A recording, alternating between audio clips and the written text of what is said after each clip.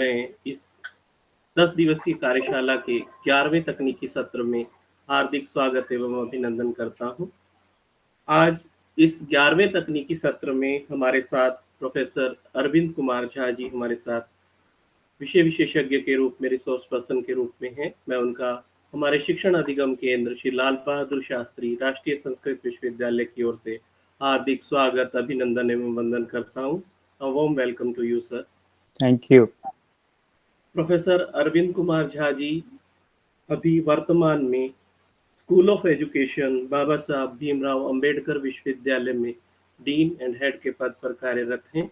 इससे पूर्व वे अपने ज्ञान द्वारा, अपनी विशेषज्ञता द्वारा Rao Virendra Singh college of education Rewari, शिक्षा शास्त्र विभाग दिल्ली विश्वविद्यालय, वर्धा हिंदी विश्वविद्यालय आदि स्थानों को, आदि पदों को सुशोभित कर चुके हैं और वहां पर अपनी ज्ञान गंगा प्रवाहित कर चुके हैं।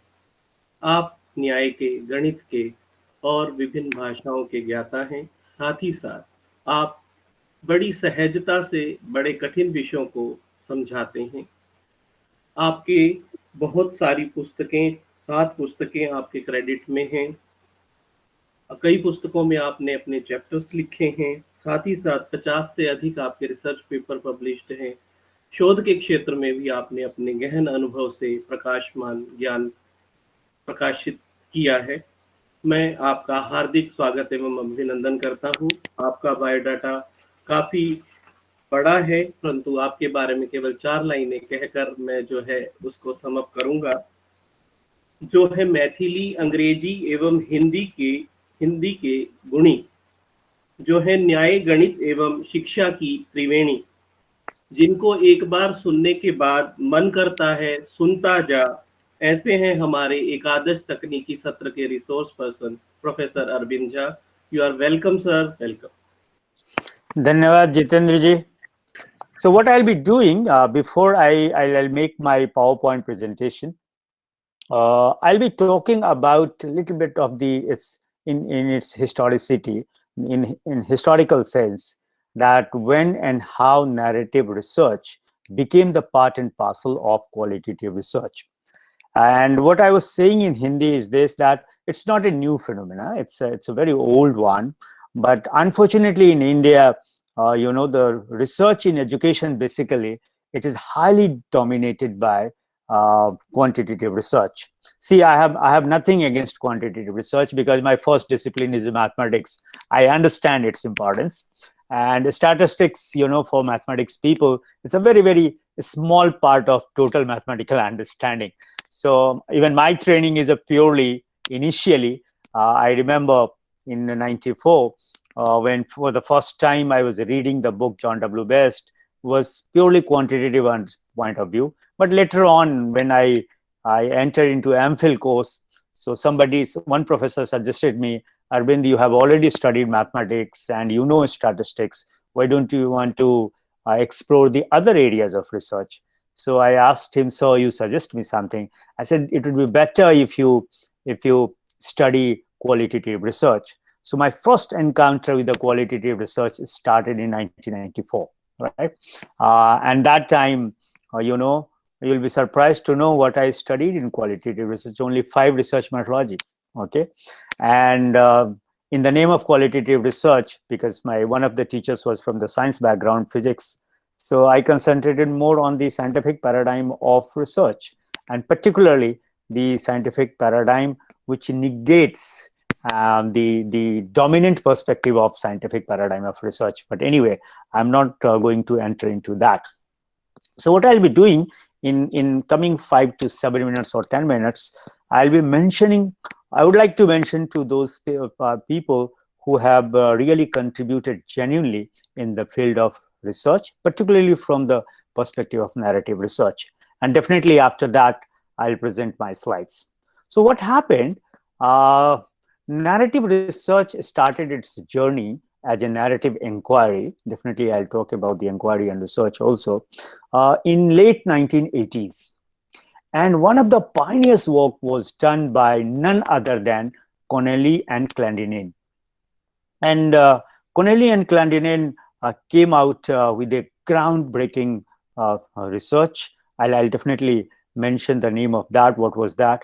And after that, one after another, Clandin, in association with other colleagues, 4 or 5 groundbreaking works were published in social sciences, in the field of social sciences, not in the field of education.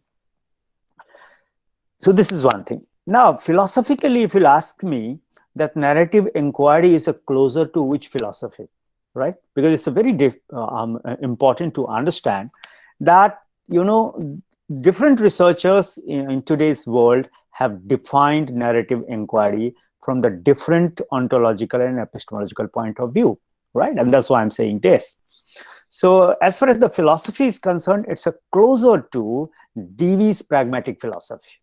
Okay, and that's why I'll advise, if some of you are really interested to conduct your research using narrative research, please read that also.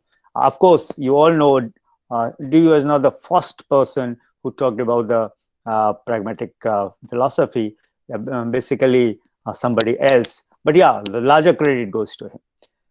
Narrative, why it became important, there is a reason. Narrative involves phenomena under investigation, okay, and the method of examining those phenomena. So the phenomena you are experiencing, or you are going to experience the phenomena, or you have already experienced the phenomena.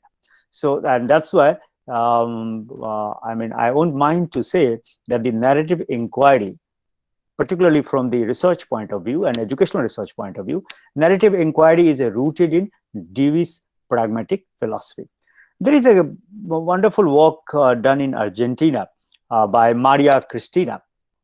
I don't remember exactly the name, but I have that entire work I have.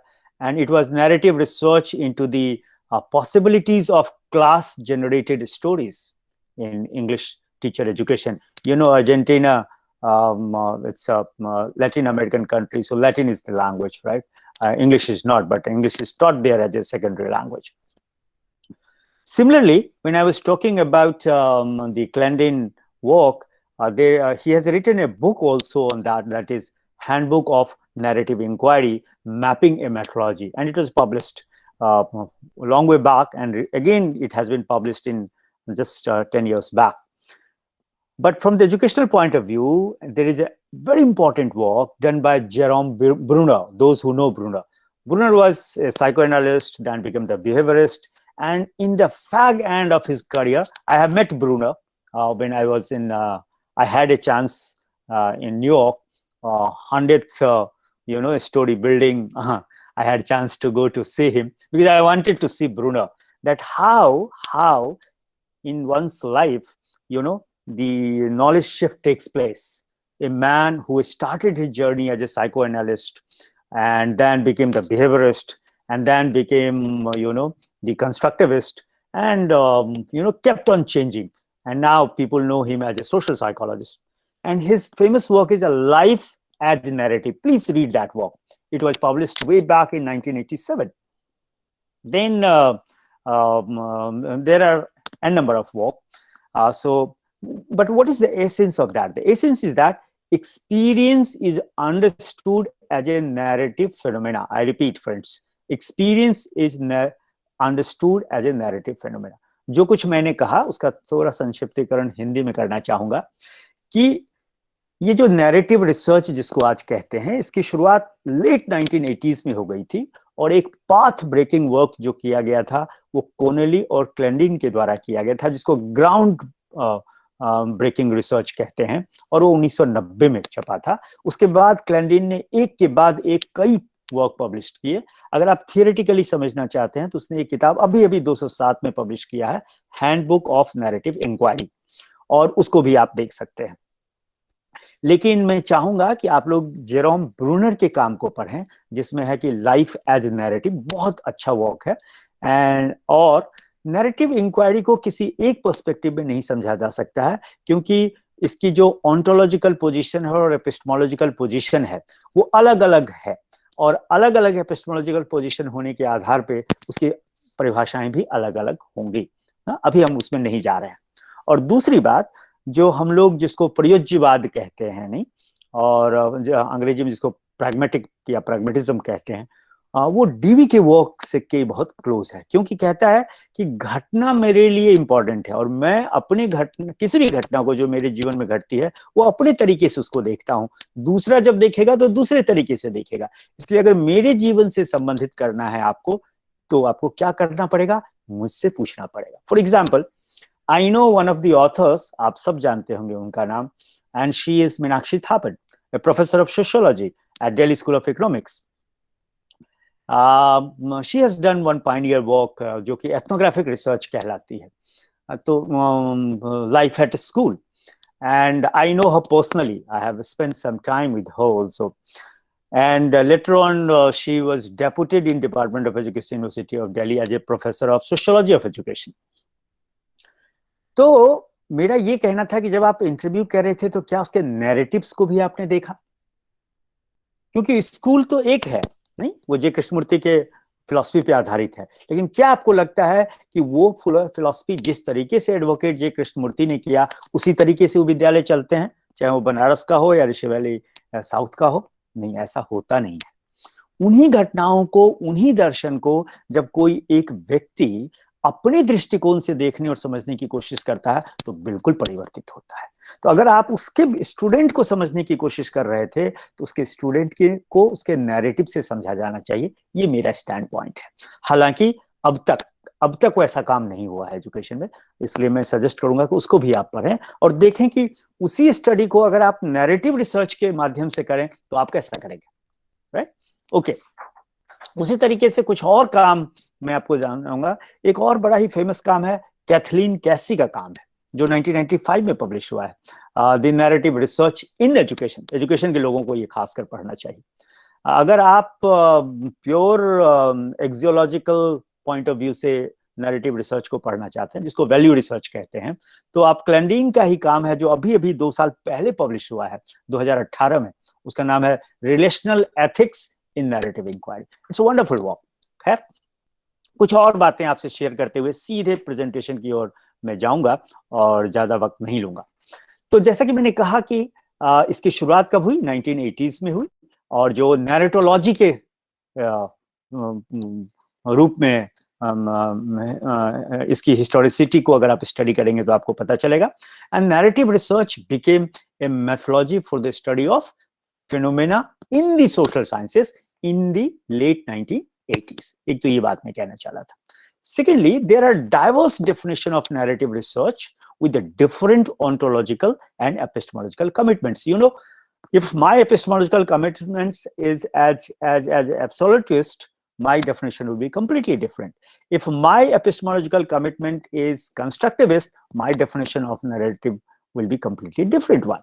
So which range from semiotic studies and discourse analysis of spoken and written text to analysis of textual structures of speech and performance of text as a narrative analysis, to the relational studies of narrative inquiry, जहां का focus क्या होता है? What is the focus? Focus on lived and told experience is the central. For example, do you think that the way you read about the partition in the book of history, when the partition actually took place in 1947 in India and Pakistan, and those who really witnessed the partition, do you think that both the understandings will be same? Never. It will never be same. With empathy and sympathy, if you write, that's a different thing. But actually, when you will involve those people who witnessed the partition, they will be able to tell you the real pains of that phenomena. People say, oh, you forget what happened. Oh, it's not, nothing can be forgotten in one's life, whether the experience is good or bad, right? Because both are the part and parcel of your life. And that's why I said there are diverse definitions of that. For example, now what I'm going to say is specifically for those people who are planning to conduct narrative research in education. What is education? People think education is that which happens inside the classroom or in the campus whether at the school level, the college level, the university level. No, friends, education is not that only. When you are talking from this perspective, it means you are reducing education as a cognitive phenomena. Education cannot be understood only as a cognitive phenomena. It's much more than as a cognitive phenomena. Okay, so where education takes place? Education occurs in community. Education occurs in peer group. Education occurs in family, as well as in vast geographical places and with diverse people. Like yesterday, I had a very important meeting with some of the people, with the Trinity College people and the CNBC TV9 people on Education Connect, and 5 professors from there were there from the Trinity College, Dublin, Ireland, and some people from India, and they were saying education is this. I said, no, how can you define education is this? Education is this for you and for your community, maybe, or for your culture and for your geographical location.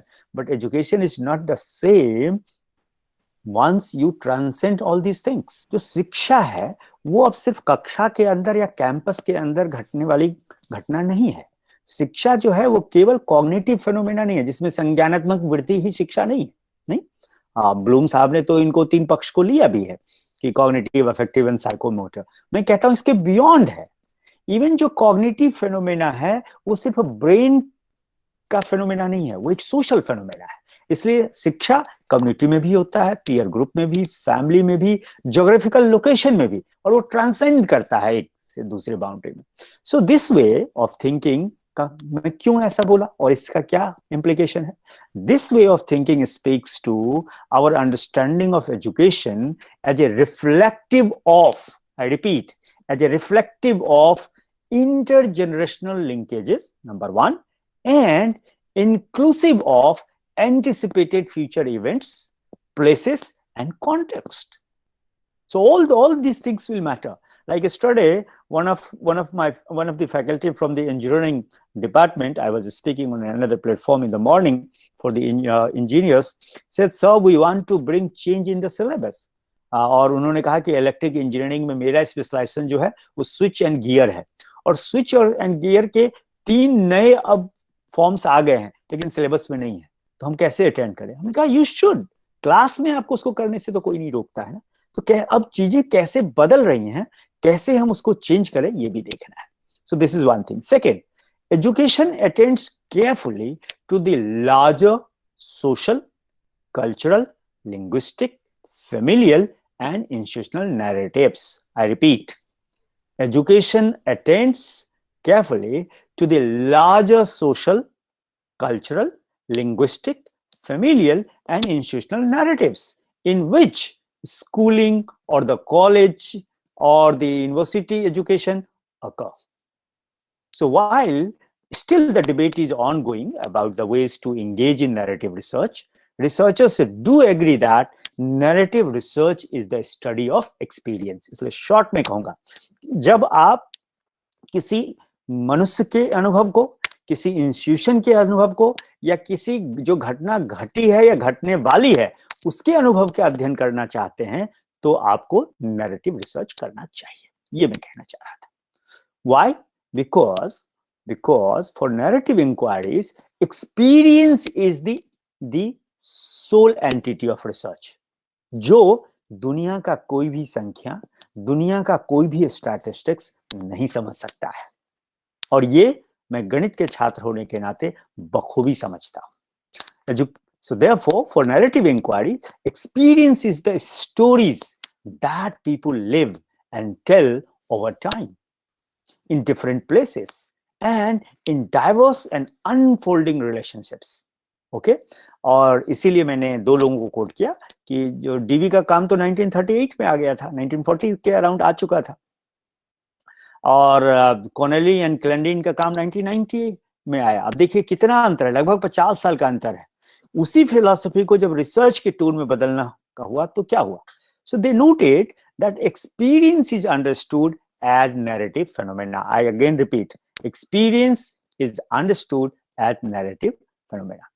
मैंने Brunner का नाम लिया था अभी थोड़ी देर पहले आपसे बच्चों।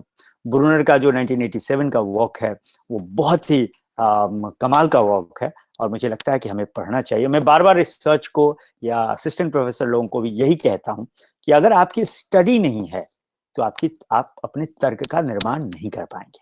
Okay, so life has narratives को जरा पढ़िए, कमाल का किताब है ये। इस जो 1987 में ही furthers our understanding by differentiating between narrative and paradigmatic knowing. And in this, he points out fundamental differences from other research methodologies and ways to understood life. Please go through that. इसी तरह एक काम और है जो मेरे ख्याल से ब्रूनर से 1 साल पहले ही आ गया था। उस ऑथर का नाम है पॉकिंगॉर्ड। पॉकिंगॉर्ड ने 1988 में ऐड किया इसी बारे में। जब मैं कह रहा हूं, क्या मैंने अभी कहा? अभी मैंने कहा है कि experience is understood as narrative phenomena. और इस एक वाक्य को समझने के लिए कम से कम इन 3 लोगों का वर्क जरूर आप पढ़िए। Bruner 1987 who made a point that our understanding by difference between narrative and paradigms of knowing, बहुत अच्छे तरीके से उसने बताया है। जब आप पॉकिंगॉम को पढ़ेंगे आप, तो he adds a more nuanced understanding of analytical processes and emphasizes the importance of looking at the complexity and wholeness of a life. जीवन को संपूर्णता में समझना और उसकी जटिलता को समझने के लिए स्टैट्स काम नहीं आ रहा है, उसमें मैथमेटिक्स नहीं चल रहा है। खैर आपको पता ही है कि जो क्वांटिटेटिव रिसर्च है उसमें तो मैथमेटिक्स है भी नहीं, उसमें तो स्टैट्स है नहीं।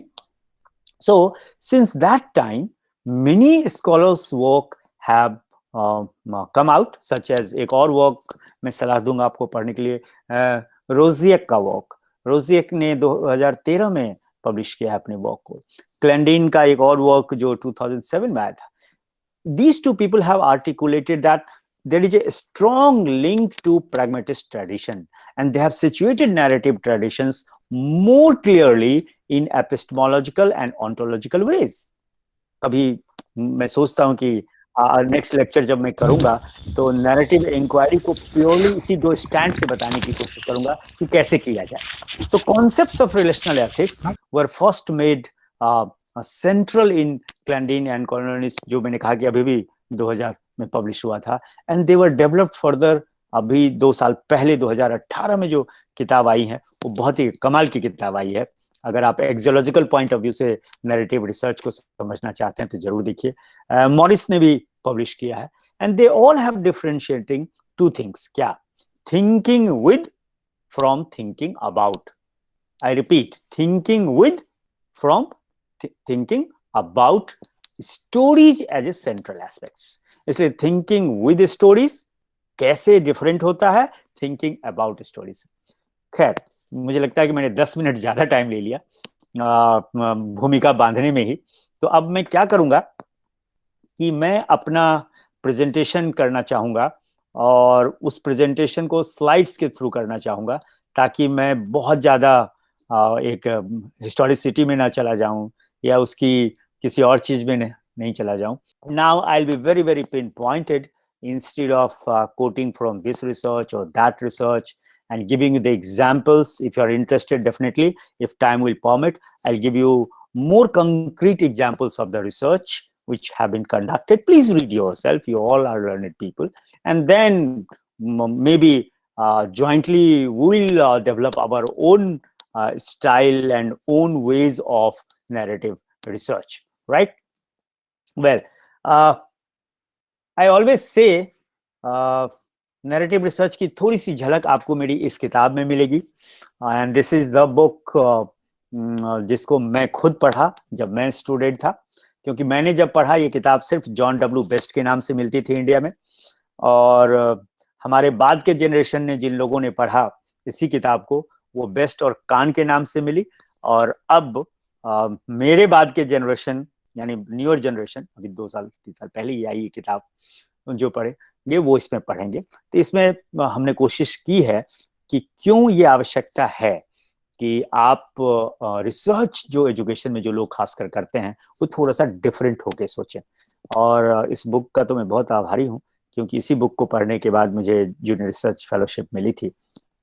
But more subtle qualitative point of view से ये एजुकेशन की पहली किताब थी जो क्वालिटेटिव रिसर्च के पॉइंट ऑफ व्यू से छपी थी पूरी दुनिया में। Qualitative research for education an introduction to theories and methods, जिसको कि सबसे पहले बॉगडन ने किया था काम, और बॉगडन के बाद इस किताब को रिवाइज किया बिकलिन ने। और मुझे भी एक छोटा सा मौका मिला कि मैं इस किताब को अपने इंडियन रीडर्स के लिए, पियर्सन ने कहा कि हम किया जाए। इसमें कुछ और नहीं, जो आज आपने सुना मुझे कि किस तरीके से हर रिसर्च मेथोडोलॉजी की अपनी एपिस्टेमोलॉजिकल स्टैंड होती है, ऑन्टोलॉजिकल पर्सपेक्टिव होता है, और वो क्यों जरूरी है। मेरा एक फेवरेट टॉपिक भी है जिसमें मैं कहता हूँ, तो ये छोटा सा वर्क मैंने रिसर्च की दुनिया में किया है। But what I am going to do now, I'll be talking about narrative research as a narrative inquiry and narrative inquiry as a research method. Then I'll talk about what is a narrative inquiry as a research method and what are the approaches to narrative inquiry. And lastly, I'll be talking about how to use narrative inquiry in social science and educational research, friends. आप सबको पता है कि अब आप पढ़ते अगर आप जाएंगे तो क्वालिटेटिव अप्रोच इस टू इंक्वायरी में केस स्टडी का नाम सब लोग जानते हैं, एथनोग्राफी का नाम सब लोग जानते हैं, और ये जो बाकी के जो हैं ये सब बाद में जुड़ते चले गए, नहीं। और मुझे याद है कि जब हम लोग पढ़ते थे, हो सकता है या तो हमारी अपनी लिमिटेड अंडरस्टैंडिंग थी या लिमिटेड स्कोप रहा होगा या एक्सेसिबिलिटी रहेगा, हम समझते थे केस स्टडी ही एकमात्र स्टडी है जो क्वालिटेटिव रिसर्च में किया जाता है। आज क्वालिटेटिव रिसर्च में कम से कम 32 मेथोडोलॉजीज हैं। भारत में उसमें से आधे पे भी बात नहीं होती है। देयर आर 32 मेथोडोलॉजीज, ओके, जो कि डिफरेंट पैराडाइम्स को अगर आप कंबाइन करेंगे तो अकेले क्वालिटेटिव रिसर्च में है, ओके।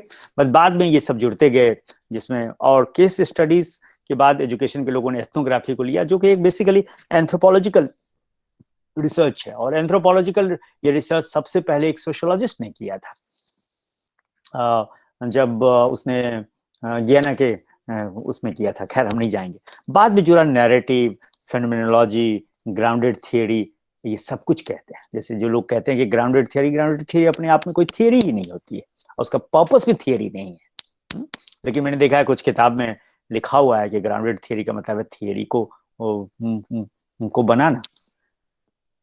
खैर I will not go into that detail. तो अब समझने की कोशिश करते हैं कि narrative research as a narrative inquiry या narrative inquiry as a narrative research का पर्पस क्या है, होता क्या है।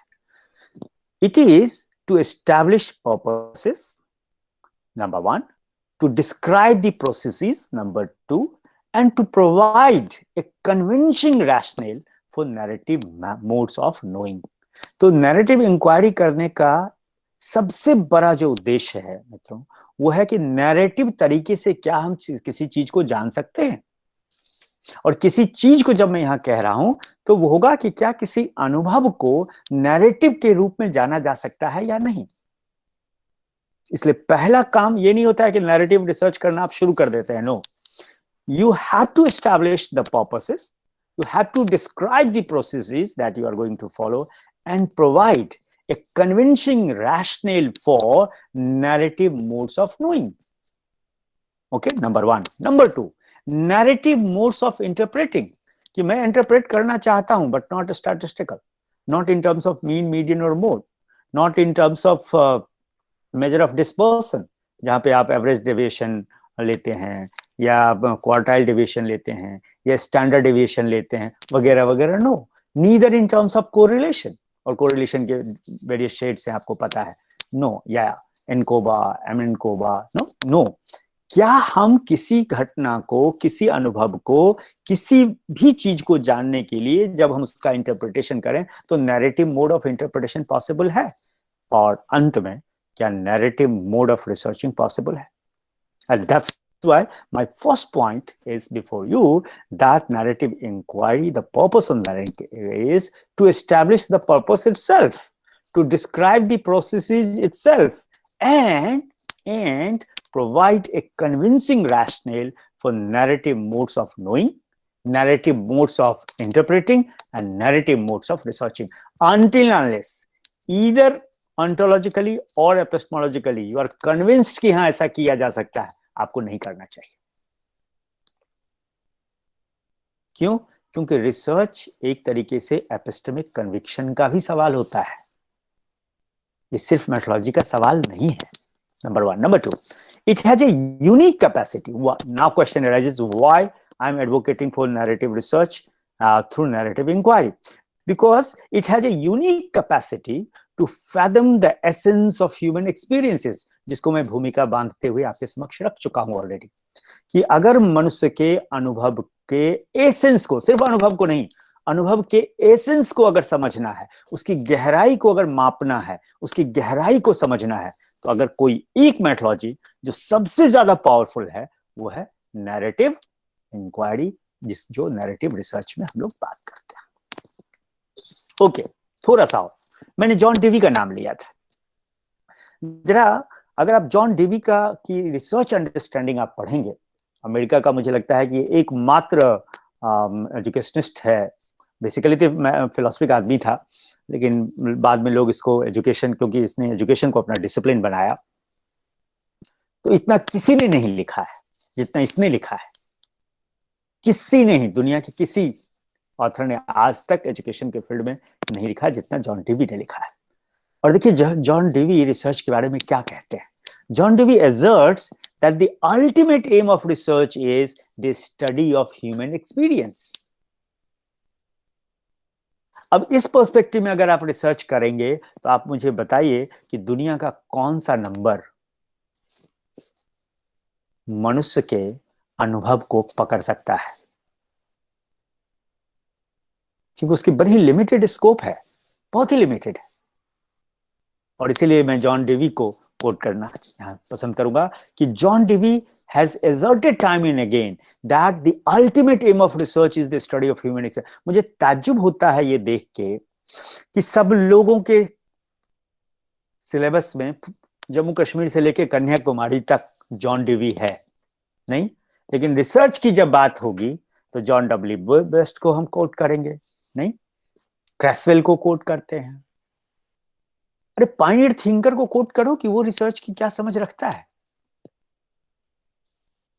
मैं जैसे क्वालिटेटिव रिसर्च में कहेंगे तो मेरा बड़ा जो चहेता काम है वो क्यूए पैटर्न का काम है. हालांकि ठीक है, ये किताब मुझे मिला, काम करने के लिए मिला, लेकिन मैं पैटर्न के साथ काम करना पसंद करूंगा. और आपको ताज्जुब होगा, पैटर्न जो है वो बेसिकली रिसर्च का आदमी नहीं, बट अल्टीमेट बुक लिखा है. ओके, ठीक इसी तरीके से एक दूसरा नाम जो बार बार मैं नैरेटिव इंक्वायरी में लेता हूं वो क्लैंडिनिन एंड कोनेली का लेता. They have made a good cause for narrative as epistemological stance, as a research methodology, and above all as a scholarly discourse. तो तीन चीजों के बारे में वो एडवोकेसी करता है: epistemological stance, research methodology, and scholarly discourse, all uniquely capable of getting at the content and the intent of human experience. वो तो कंटेंट तक सीमित है, क्लैंडिनिन और कोनेली का ज्यादातर work content of human experience, ये मैंने जोड़ा है कि intent of the human experience भी बहुत महत्वपूर्ण है. क्या लगता है क्यों मैंने इंटेंशन को जोड़ा यहाँ पे, क्यों मैंने कंटेंट तक ही नहीं सीमित रखा? यही काम होता है हमारा और आपका कि किसी स्कॉलर ने अपनी बात को जहां तक रखे, उसकी बात को समझते हुए जो और आवश्यकता है उस बात को जोड़ना. इसीलिए उस बुक को किसी न किसी ऑथर को बार बार दिया जाता है रिवाइज करने के लिए. मैंने कहा आपसे कि जब मैं 1994 में इस किताब को देखा था तो जॉन डब्ल्यू बेस्ट, आज भी मेरे पास वो कॉपी है पुरानी, और बेस्ट को कान ने किया था, और उसके बाद फॉर्चुनेटली मुझे ये मौका मिला करने के लिए. तो जब क्लैंडिन ने अपनी बात शुरू की थी कोनेली ने, तो वहीं तक रखा. आज मैं बहुत खुश हूं, इसका जो लेटेस्ट वर्क इन लोगों का आया है 2018 में ही पब्लिश हुआ है, और उसका नाम है relational ethics in narrative inquiry. जैसे एक मेरे मित्र तो नहीं कहूंगा, लेकिन मैं उनके बहुत करीबियों में से एक हूँ। उनका नाम है केनेथ गर्गन। दिल्ली यूनिवर्सिटी के एक प्रोफेसर ने मेरा उनसे वास्ता कराया था। अमेरिका के साइकोलॉजिस्ट हैं और वो बिल्कुल डिफरेंट स्टैंड लेते हैं। उनकी एक किताब रैशनैलिटी रिलेशन पे आई है, वो कमाल की किताब है। तो मैं उस किताब के बाद अब मुझे लगता है कि एजुकेशन में मुझ जैसे लोगों को रिलेशनल रैशनैलिटी की बात करनी चाहिए। अब रैशनैलिटी तो इसलिए क्योंकि मैं मैथमेटिक्स का आदमी हूँ, तो रिलेशनल रैशनैलिटी क्या होगी, ठीक है ना। खैर, तो इसलिए मैं क्यों इंटेंशन को जोड़ा, ये मेरा मूल प्रश्न था। इंटेंशन इसलिए जोड़ा, क्या आपको लगता है, आप किसी भी कोर्स की कल्पना कर लीजिए। आप क्या कहता है, कल्पना कर लीजिए इंजीनियरिंग का, मेडिकल साइंस का, आप जो आप समझते हैं कि ये सबसे बड़ा वर्क है, इवन सिविल सर्विसेज का, आप कल्पना कर लीजिए। क्या लगता है आपको कि हर व्यक्ति एक ही इंटेंशन के साथ उस अनुभव में घुसता है जिसमें सारे लोग घुसते हैं? नहीं। जो कंटेंट ऑफ एक्सपीरियंसेस है वो सेम होगा, लेकिन इंटेंट बिल्कुल डिफरेंट होगा। तो क्या आपको लगता नहीं कि सोशल साइंस और एजुकेशन में हमें उसे भी पकड़ने की कोशिश करना चाहिए? और इसीलिए जब क्लैंडिन और कॉनली ने तीनों को मिला के एक स्कॉलरली डिस्कोर्स के निर्माण करता है, जिसमें एपिस्टेमोलॉजिकल स्टैंस भी है, रिसर्च मेथोडोलॉजी भी है, तो वो कहता है कि they all uniquely are capable of getting at the content of the human experience. मैं कहता हूं they are not only capable of getting at the content of the human experience but also at the intent of the human experience. And therefore, why I am saying this? I am saying this because narrative captures and investigates experiences as human beings, live them in time, in space, in person and above all friends, जो हम लोग जिसकी importance नहीं देते हैं। Unfortunately हमारा education system और social science भी जिसकी इंपॉर्टेंस को नहीं देता है, रिलेशनशिप। आप समाज में से समाज के संबंधों को निकाल दीजिए, आपको लगता है समाज और सामाजिकता बचेगी? सवाल ही नहीं उठता है। उस काल को निकाल दीजिए। तो कोविड-19 pandemic in the year 2020 which started its journey in 2019 और in the year 2021, दोनों एक होगा क्या? नहीं होगा। स्पेस को हटा दें तो जो स्पेस, जो इंडियन एक्सपीरियंस है इन टर्म्स ऑफ स्पेस और जो अमेरिकन है, दोनों सेम होगा क्या? नहीं होगा। And therefore, those who undertake narrative inquiry need to attend to a three-dimensional inquiry space. और वो three-dimensional inquiry space क्या होगा? टेम्पोरल भी होना चाहिए, स्पेशियल भी होना चाहिए और पर्सनल सोशल भी होना चाहिए। कई बार आप देखिए कि मनुष्य संबंधों के जाल का अलावा और क्या होता है, और इसीलिए किसी ने कहा है संबंध को बनाना तो बड़ा आसान होता है, निभाना बहुत मुश्किल होता है। और इसीलिए पूरा वर्ल्ड अचंभित होता है कि भारत, खासकर इंडिया में जो मैरिज की रिलेशनशिप है वो किस सहनशीलता के साथ निभाया जाता है। दुनिया के किसी भी देश, किसी भी धर्म, किसी भी संस्कृति में उस तरह से नहीं निभाया जा सकता। अचंभित है। ये बहुत बड़ा मुझे लगता है कि नैरेटिव रिसर्च का हिस्सा हो सकता है। So therefore, my suggestion will be, some of you who are interested to undertake narrative inquiry, you need to attend to a three-dimensional inquiry space: the temporal, time specific, the spatial, the space specific, and the personal social. It means in person and in relationship. Okay, आगे बढ़ते हैं। अब सवाल उठता है कि इतनी बड़ी एडवोकेसी इतने बड़े बड़े थिंकरों ने क्यों की? क्या लगता है कि मनुष्य का जीवन है क्या? भाई सब ये कहेंगे ना कि मनुष्य के जीवन शिक्षा के लिए नहीं है, शिक्षा मनुष्य के जीवन के लिए है। मैं कम से कम तो यही समझता हूं। Education is for human life is not for education. Human life transcends the educational phenomena, which is witnessed by any individual in any space, in any time, in any person, by any relationship.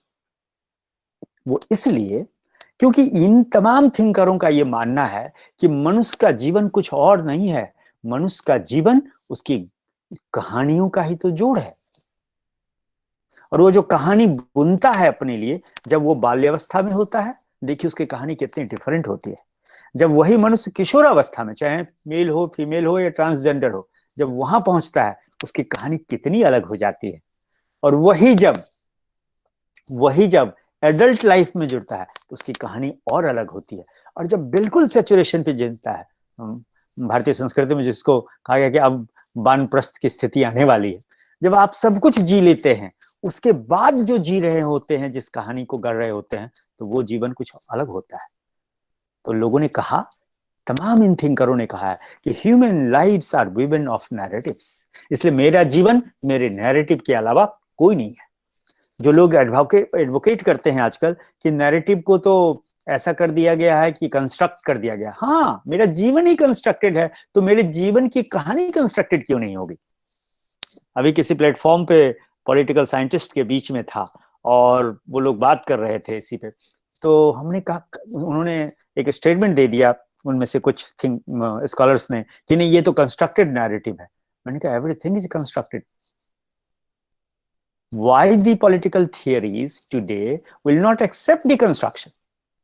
So human lives are woven of narratives. Short में मैं ये कहना चाहूंगा कि मनुष्य का जीवन मनुष्य की अपनी कहानियों का ही तो संग्रह है और कुछ नहीं है। Why I am saying so? Why I have made this statement that if you want to conduct a research from the narrative point of view or narrative research point of view, then you will have to concentrate on the human lives, and human lives are nothing but they are woven of narratives only. I have said this because I believe that the individuals construct their identities through their own and others' narratives. आपके पूरे identity का जो निर्माण होता है, as a teacher, as a professor, as a father, as a mother, as a sister, as a daughter, as a friend, as a guide, right? वो किन चीजों से होता है? आपकी अपनी कहानी और दूसरों के कहानी के इंटरेक्शन से ही होता है। क्यों फ्रैंकलिन रूजवेल्ट, एक छोटा सा नैरेटिव आपके सामने रख रहा हूं एनेक्डोट के रूप में, शायद आपको अच्छा लगेगा कि क्यों हम जैसे लोग कहते हैं कि पूरी एजुकेशन की रिसर्च की धारा को बदलने की आवश्यकता है, सोशल साइंस की धारा को बदलने की आवश्यकता है। ओके, घटना यूं है कि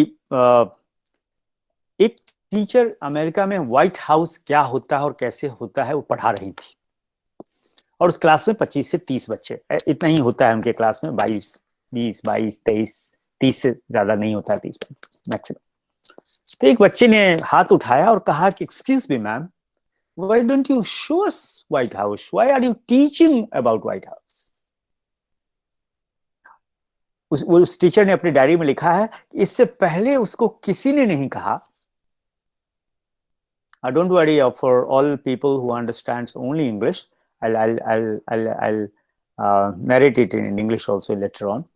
किसी ने नहीं प्रश्न पूछा था। उस टीचर को लगा कि हाँ, ये बच्चा तो कुछ डिफरेंट कह रहा है। उसने बहुत भागा दौड़ी की, अपने प्रिंसिपल से बात की, प्रिंसिपल ने सीनेटर से बात की, सीनेटर ने कांग्रेसमैन से बात की, कांग्रेसमैन ने जाके कहा कि ठीक है, ऐसा कभी हुआ तो नहीं है, लेकिन ठीक है, हम फलाने डेट को 2 घंटे के लिए व्हाइट हाउस उन स्टूडेंट्स को लिए खोलेंगे। और उस क्लास के, ये 6ठी या 7वीं की क्लास की बात है, उस क्लास के सभी बच्चे को लेके वही टीचर व्हाइट हाउस पहुंचती है और वहां सब कुछ दिखाया जाता है, सब कुछ देखा जाता है। और एक बात कही जाती है कि हर बच्चे को कुछ ना कुछ अपना कमेंट विजिटर बुक में लिखना है। और ये एक कस्टमरी भी है वहां कि जब आप जाएंगे White House, I had also chance to go there, तो आपको अपना कुछ ना कुछ कमेंट्स लिखना होगा। तो वो जो सारे बच्चे, किसी ने लिखा वाओ, किसी ने लिखा वंडरफुल, किसी ने लिखा place of the most powerful man, किसी ने लिखा oh place of the president of US, पता नहीं क्या क्या, सारे तारीफ के पुल बांधे। उसमें एक बच्चा था जिसने लिखा, जरा गौर से सुनेंगे आप, this will be my future house.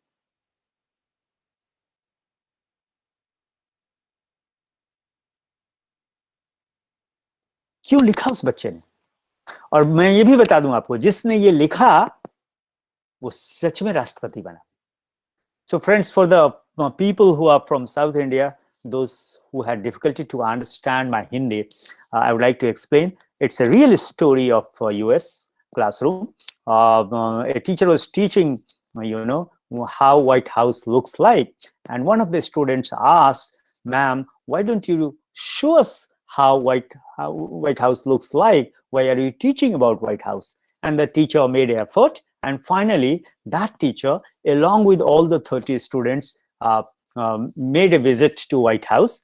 And the person who showed them to the White House, the person told them that please, while leaving White House, please write your observations when you are leaving your White House, once you have seen the White House completely.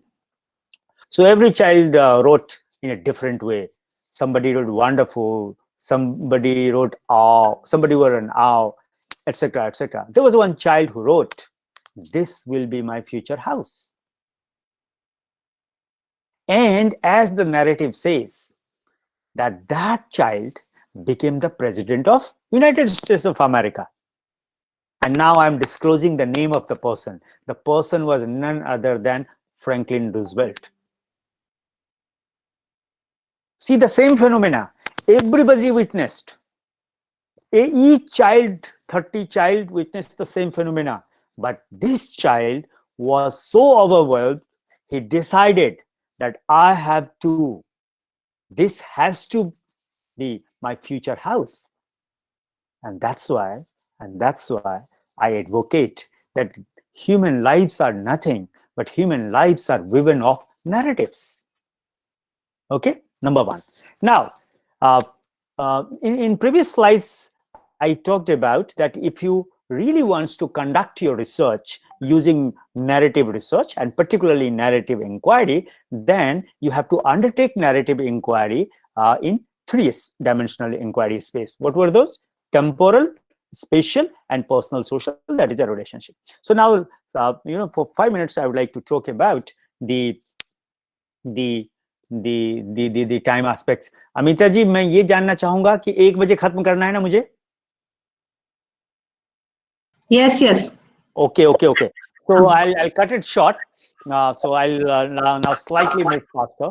Every present moment has a narrative past. This is another aspect that you have to remember as a researcher. Every present moment has a narrative past and a narrative. Now I have added.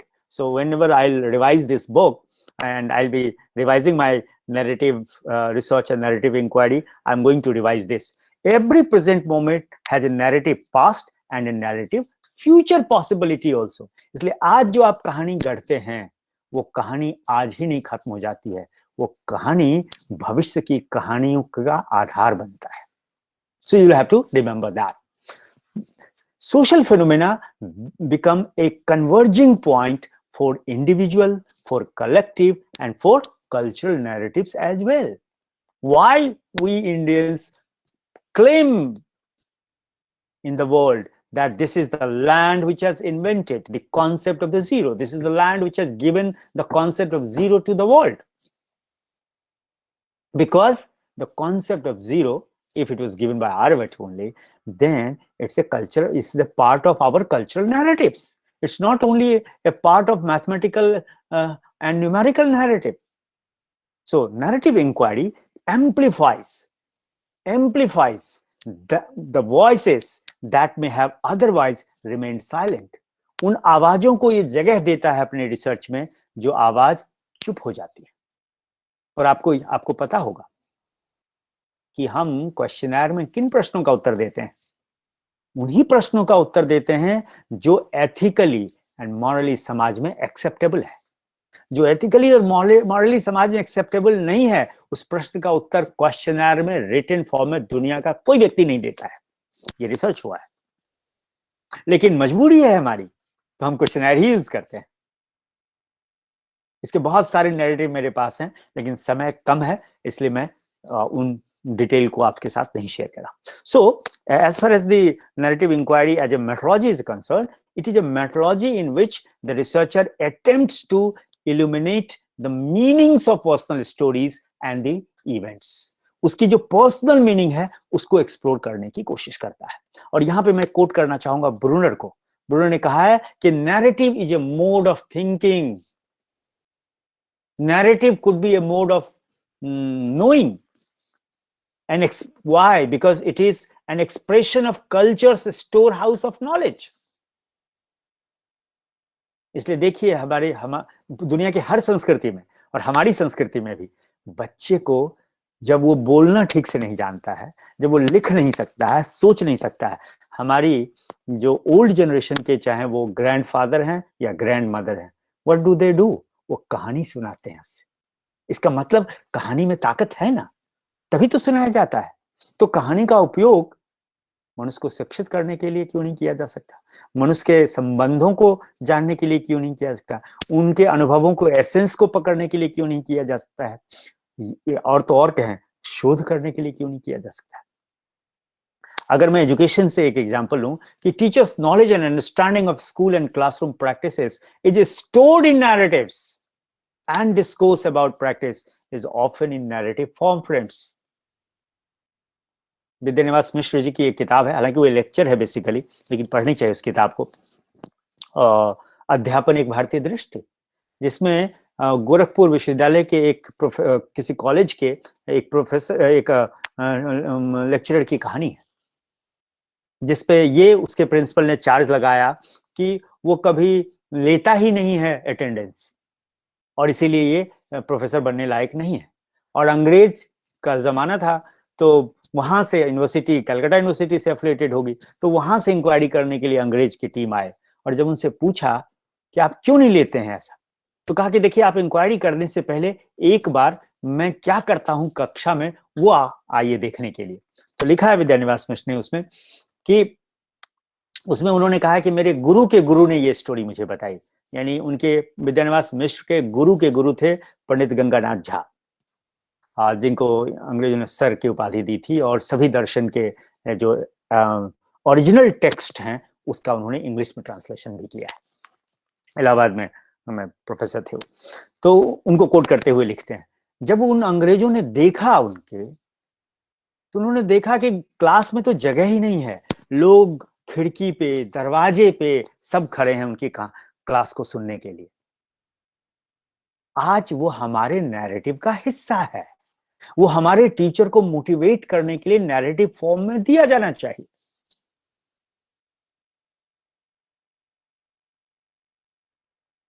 क्यों? क्योंकि कक्षा में जो कुछ होता है, campus में जो कुछ होता है, वो नैरेटिव फॉर्म में उसके प्रैक्टिसेस, कहानी और किस्से के रूप में आते हैं।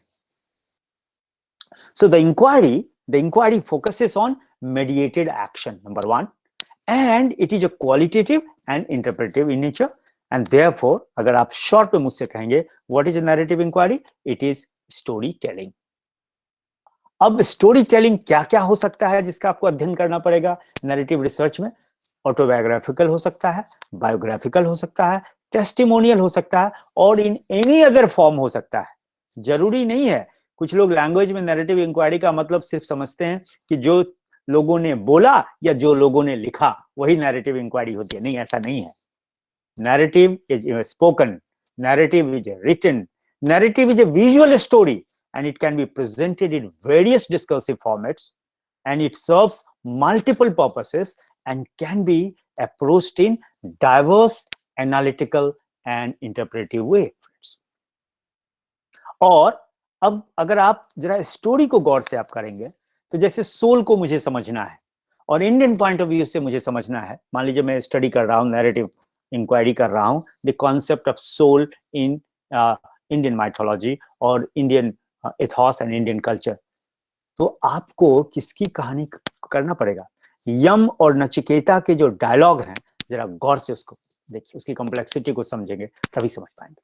सो due to complexity and extensive detail, narrative data provide rich description and reveal meanings embedded not only in the content of the story but also in the words, and above all, friends, above all, in the images, symbols used to tell the story. मैं कई बार सोचता हूं कि आत्मा को जानने के लिए जब उसके पिता उसको मृत्यु का शाप देते हैं और उसे स्वीकार करके वो यम के पास जाता है, तो यम से ही क्यों वो प्रश्न करता है कि मृत्यु क्या है और आत्मा क्या है? क्योंकि उसको लगता है कि जो जीवन को ले सकता है वही अच्छे से समझा सकता है. And therefore, friends, therefore, I have no hesitation to say that narrative has become one of the most popular postmodern methods because it yields a contextually embedded text or set of images that can be subjected to multiple interpretations and discursive analysis. अब data क्या क्या होगा? तो ये diverse होंगे. Data में audio होगा, data में वीडियो होगा, ठीक है, इंटरव्यूइंग होंगी, रिकॉर्डिंग्स होंगी, कोई भी चीज जो इंफॉर्मेशन गैदरिंग को आपको स्ट्रेटजीज को रिच बनाता है वो सब आप उसका उपयोग कर सकते हैं. मेरा एक फ्रेंड है, मतलब जूनियर है वो, जब दिल्ली यूनिवर्सिटी में मैं रिसर्च कर रहा था, अभी वो आईआईटी कानपुर में प्रोफेसर है और उसकी किताब क्वालिटेटिव रिसर्च में अच्छी मानी जाती है. तो जब वो भुज के लोगों पे स्टडी कर रहा था तो वो जिस टीचर के पास बैठता था, मैं भी उसी डिपार्टमेंट वहां बैठता था, डिपार्टमेंट ऑफ साइकोलॉजी में, और हम लोग स्टडी करते थे. मतलब इतना बढ़िया नैरेटिव स्टाइल का प्रयोग करते हुए उसने भुज में जो भूकंप आया था उसके अनुभवों को कैप्चर किया है, वो पढ़ने लायक है, वो समझने लायक है. सो डेटा का सोर्स आपका photography, drawing, painting, creative non fiction, autobiography, object reading, co-constructed narrative are all the methods used to tell and present the story. So from a data set, inductive analysis used to reveal the, तो इसमें करते क्या है, जब ये सारी चीजें data में इकट्ठा करते हैं तो थीम्स को जनरेट करते हैं. क्यों थीम्स को जनरेट करते हैं? ताकि कुछ एक्सपीरियंस के पैटर्न का पता चले, और जब एक्सपीरियंस के पैटर्न का पता चलता है तो एक खास मीनिंग एमर्ज होता है, और वो जो एमर्ज होता है वो स्टोरी के रूप में एक रिसर्चर को दुनिया के सामने रखना होता है. यानी किसी और की कहानी को शोध करते हुए अपनी कहानी के रूप में उसको सामने प्रस्तुत करना होता है. एक बज गया, लेकिन हम स्लाइड्स कुछ और हैं, तो मुझे लगता है कि अमिता जी मैं क्या करूं बताइए. You can take 5-10 minutes. Okay, ठीक है. सो मैंने एक और थिंकर को कोट किया था, आपको याद है, जिसका नाम है पॉकिंगॉर्न, जो 1999 में takes this approach and distinguishes between analysis of narratives. एक शब्द यूज करता है with in quote, analysis of narratives, using paradigm thinking to create descriptions of themes that hold across stories or taxonomies of types of stories. and एक दूसरा technique use करता है, उसको कहते हैं नैरेटिव एनालिसिस. इसलिए दोनों में फर्क है, analysis of narratives and narrative analysis.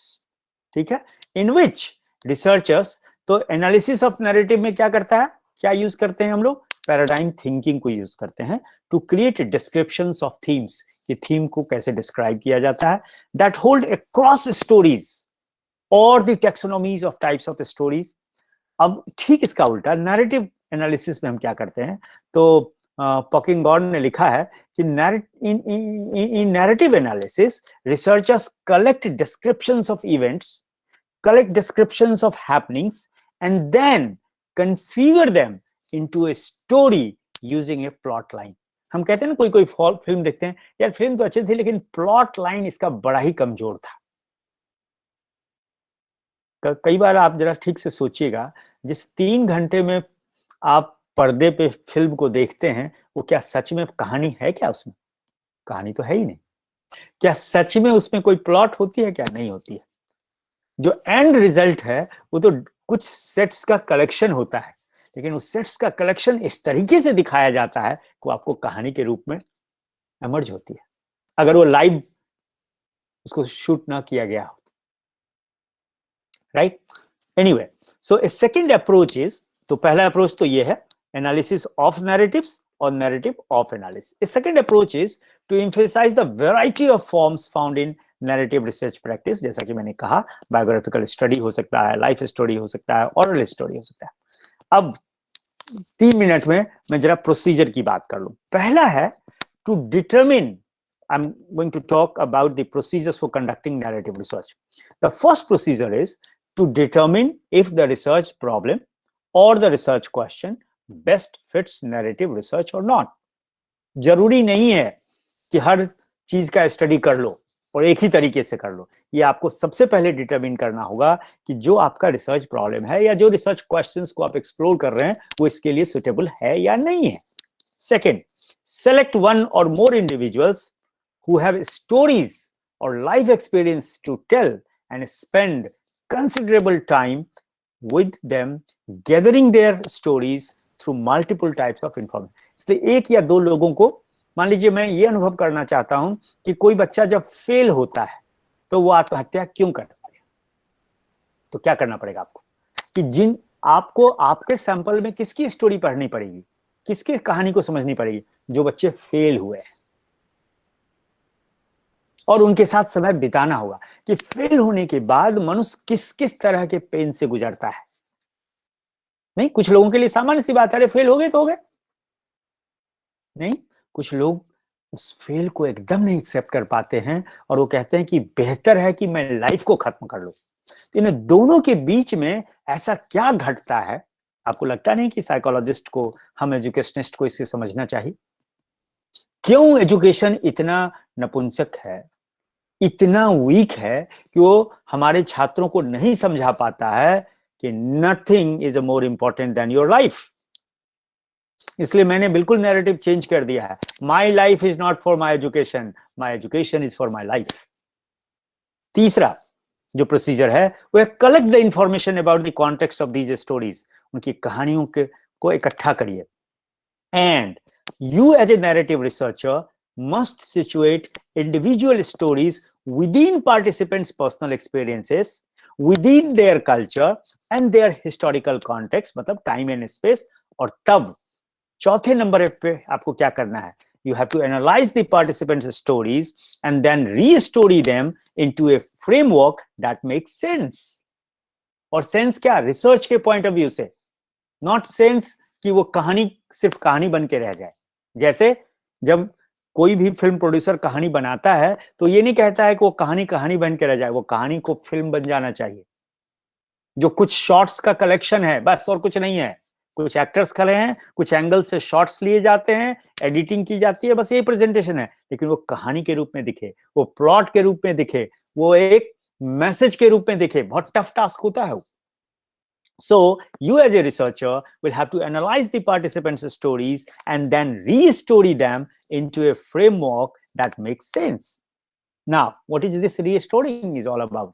Restoring is the process of reorganizing the stories. I repeat, friends.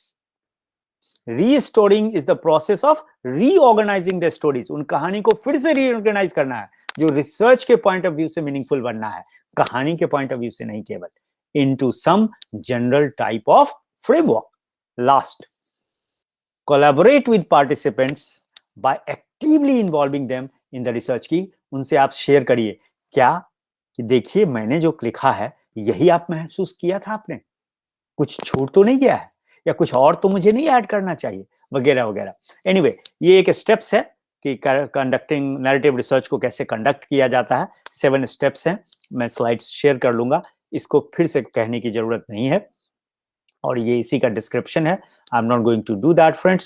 So in the end, story and restory, narrative research अगर एक लाइन में पूरा का पूरा समेट लिया जा सकता है तो है स्टोरी एंड री स्टोरी। यानी उसके उस पार्टिसिपेंट के या उस पार्टिसिपेंट्स के जीवन के अनुभव को एक कहानी के रूप में देना, और उस कहानी को फिर से एक ऐसा कहानी बनाना जो रिसर्च के रूप में दुनिया के सामने आए, जो वो कहानी अगर है सिर्फ तो नहीं कह सकती, लेकिन वो कहानी वो केवल स्टोरी है तो उसमें ताकत नहीं है वो बात कहने की, लेकिन रिसर्च करने के बाद जो वही स्टोरी री स्टोरी बन जाए तो वो ताकत बन के सामने निकलता है, और वही नैरेटिव रिसर्च है। Thank you so much.